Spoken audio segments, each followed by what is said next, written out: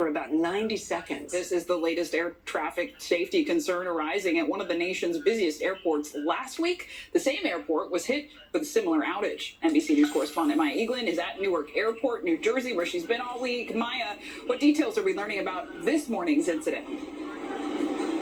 Yeah, Hazing, Clay, and Kate. So this incident, like the one last week, is directly connected to the Philadelphia TRACON. That's that facility in Pennsylvania that is responsible for takeoff and landings of planes here at Newark.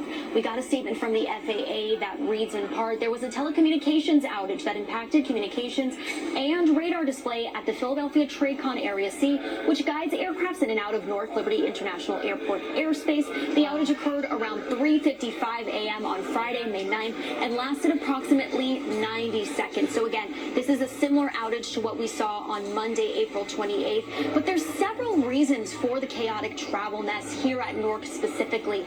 There's a low staffing issue. There's construction happening here at the airport that has one of the runways closed until about mid-June. And of course, failing technology. We heard from Secretary Duffy yesterday announce a proposal to completely rebuild and revamp the air traffic control system. He says this would be a multi-billion-dollar proposal, but he's hoping to get it done with the help of Congress. We'll be keeping an eye on all of it. Kate and Sinclair. All right, Maya Eaglin, thank you.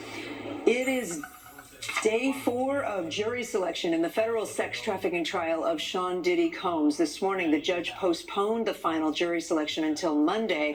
That's due to some concern that jurors might get cold feet over the weekend and drop out before the trial begins on Monday. We also learned some details about the defense's strategy. Combs' attorney says they are going to take the position that there was mutual violence in a relationship between Combs and his ex-girlfriend, and they're referring to that relationship there with victim number 1, who's believed, again, to be Cassie Ventura.